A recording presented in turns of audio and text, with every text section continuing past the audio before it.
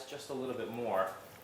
Let's talk a little bit about plant-based, you being, the person that you are. I mean, Brendan, for those of you that didn't look up the bio, he writes and is involved in these books. Thrive is kind of like your thing, right? Yeah, the first one, I saw it around here somewhere, called Thrive. It came out around 7 years ago, and it's kind of my nutritional philosophy, I guess you could say, what's worked well for me as an athlete and how I've found plant-based to be helpful. And then this is more recent. This is a cookbook, obviously, and lots of pictures. And that book there, actually, that was the one that came before this book. And actually, that has more to do with environmental issues. There's recipes as well, but the first third is to do with what we were talking about earlier. Got it. Trying to find a more efficient way to produce food, and crops like hemp, for example, that's a better crop to grow than wheat, for example, because you get more nutrition on less land without having to genetically modify it. So I got really into looking up all those things and learning, researching that book. I think a lot of people honestly probably skip the first third and just go to the recipes, but I thought it was interesting. Well, it is and interesting, I enjoyed actually. researching it, so I learned a lot when I wrote it. It is interesting, and people, I've been chatting quite a bit with people on the VyRT forums and just, on my Twitter and things like that. And people oftentimes, they'll actually, some people have gotten even a little uppity with me about, getting defensive about eating meat and cheese and saying like, well, it's not true, and I don't believe that you can have a healthy diet and a healthy lifestyle, certainly not a fully nutritional one. Yeah.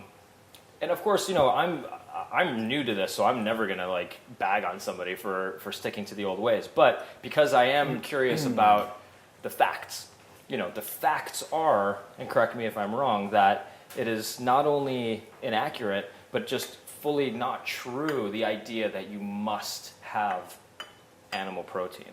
Yeah. It's just a flat out lie. If somebody's telling you that you must have that, am I correct in saying that that's just simply not true? Absolutely. I mean, there's lots of people who are very healthy and perform well, and I would even say once it's done right, even better as an athlete than those who do eat a traditional way and eat meat. And yeah, so not only can you be a great athlete, I think you can actually be a better one.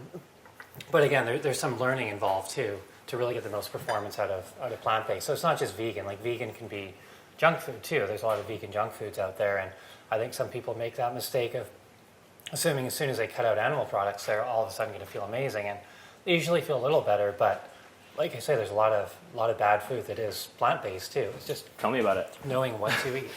My first couple of weeks of cutting out all animal product, I was like, oh, I see the problem here. People eat tofu and seitan and these it's because it's deep fried and it doesn't have butter or meat in it, now it's vegan. Right. And I was like, oh, this is where the problem is, because I want to eat lean too, and I want to get strong and feel good. Certainly when I cut out cheese and stuff like that, almost in just a couple of days, I mean, I was telling you when we talked, literally in about 2 days, I have terrible hay fever when I'm overseas, horrendous. It affects me so badly. And I'm telling you, in 2 days of not eating that stuff, it stopped affecting me. In 2 days. Yeah, now, amazing. I don't care what anybody says. That is something that I can tell you affects me deeply when I'm touring overseas, and it makes me miserable. Touring in the summer in Europe is awesome, of course, but it's also horrible for somebody who suffers from that hay fever really badly. And for me, it was debilitating. In London, you basically are bedridden with a cold. Right. It's really not that different the way it affects me. And by just cutting that stuff out, I literally stopped having a stuffy nose. I literally stopped having that happen and that go on. And I was just kind of that's crazy. Yeah, I think a lot of people just live with it and they don't. Just assume they have hay fever. Right, and they assume they have hay fever and they take the